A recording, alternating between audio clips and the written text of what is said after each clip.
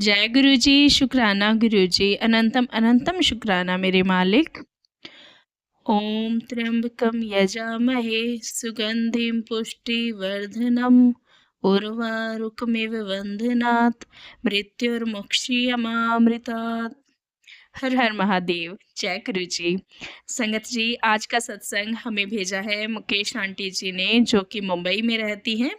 और संगत जी, बहुत ही प्यारा ब्लेस्ड सत्संग है। और देखिए संगत जी कि इनको गुरु जी की ब्लेसिंग कितनी जल्दी और कितना ही मतलब मिरेकलस तरीके से मिली, कि कैसे गुरु जी ने इनका जो है फटे हुए कान का पर्दा भी ठीक किया और इनके बेटे का डेंगू भी ठीक किया।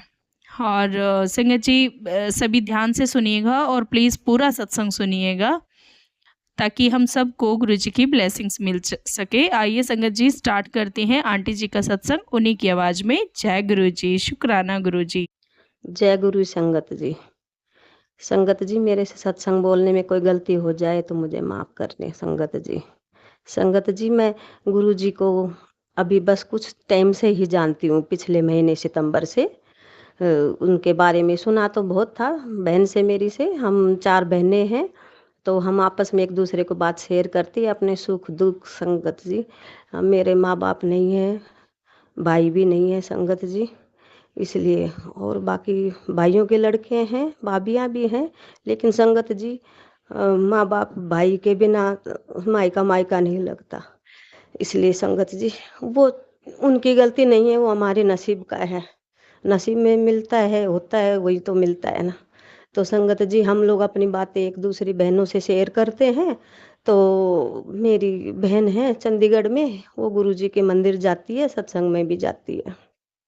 वो हमेशा मेरे को बोलती है, गुरुजी के सत्संग सुनाकर मेरी ये वाली टेंशन ख़त्म हो गई, मुझे पता नहीं बहुत अच्छा लगने लगा। तो मैं गुरुजी पे ऐसा भरोसा नहीं करती थी अभी तक।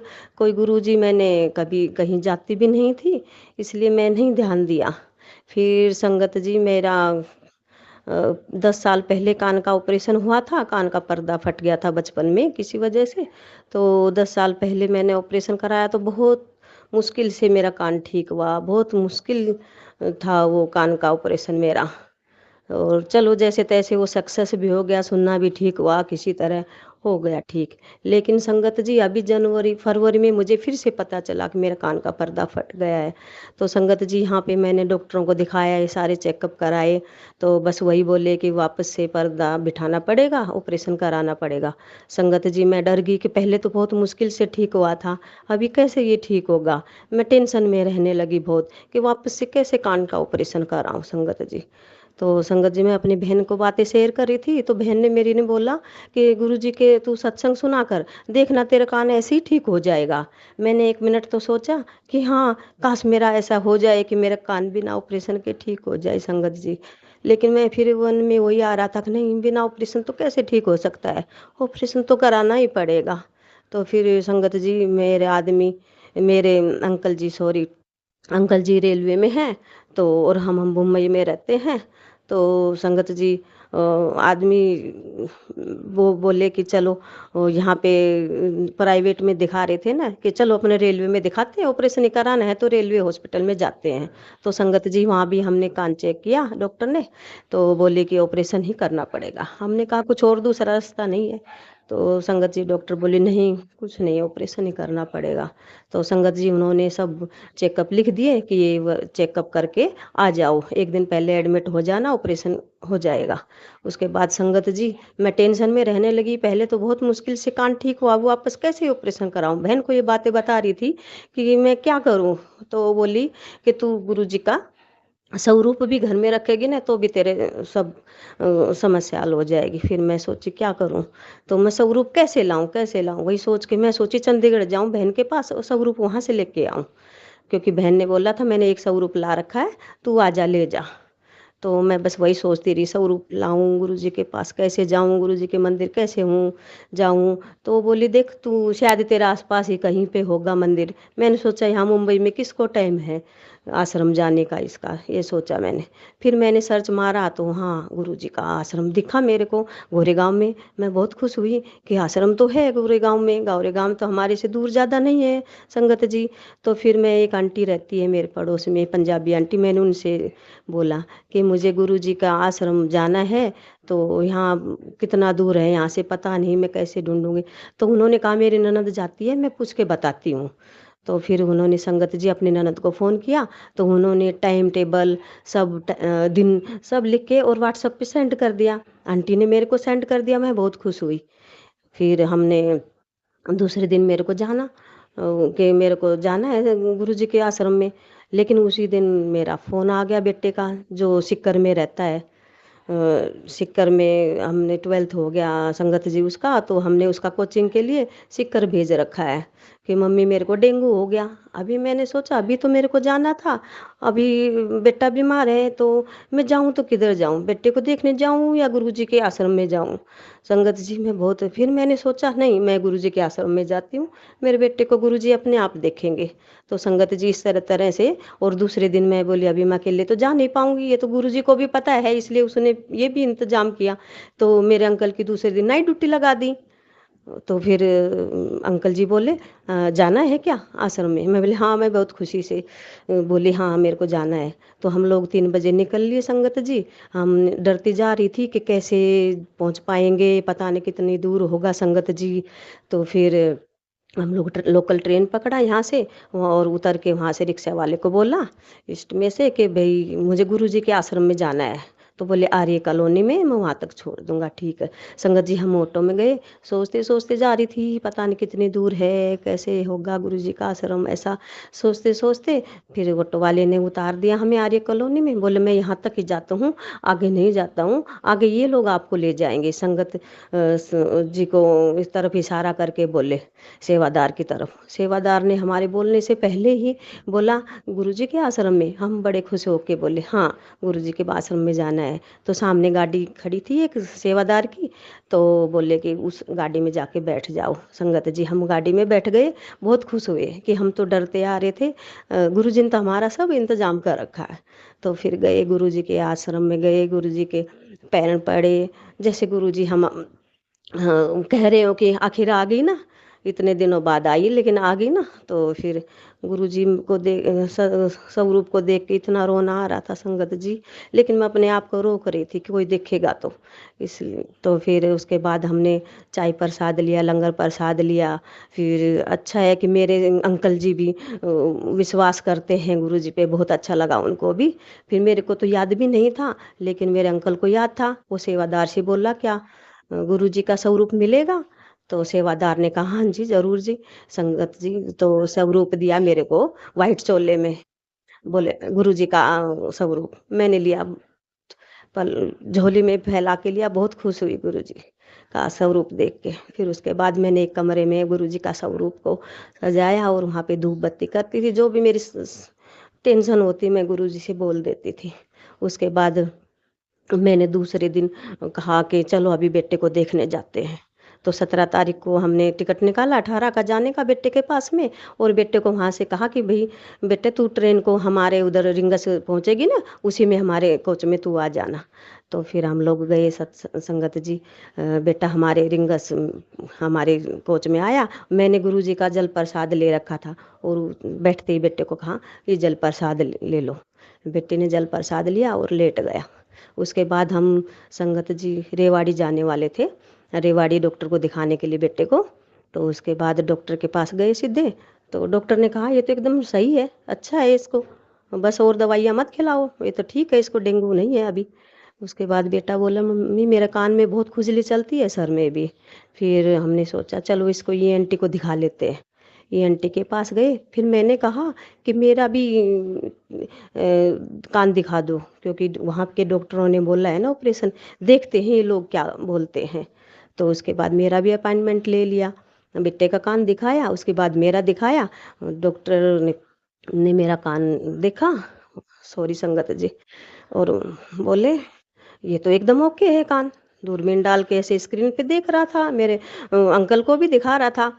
कि कान तो एकदम सही है। मैं बोली नहीं मेरे कान का पर्दा फटा है और 2-3 डॉक्टर ने ऑपरेशन बोल रखा है। बोले कहाँ फटा है? एकदम अच्छा है। जैसे गुरुजी बोल रहे हो कि नहीं कहाँ फटा है? तो उसके बाद मेरा चेयर स्क्रीन की तरफ घुमा दिया संगत जी। मैंने देखा कि देखो आप खुद देख लो, तुम्हारा कान तो एकदम ओके है, जैसे गुरुजी बोल रहे हो कि तेरा कान तो एकदम ओके है, जा ऐस कर। तो संगत जी मैं शुक्राना करती रही, मन-मन में शुक्राना करती रही, शुक्राना गुरुजी, क्योंकि ये मेरी बहुत बड़ी टेंशन थी कि मैं कान का वो ऑपरेशन वापस कैसे करूँ? संगत जी, उसके बाद मैं बहुत खुश हुई। जय सु थैंक यू संगत जी, सॉरी संगत जी, जय गुरु जी संगत जी।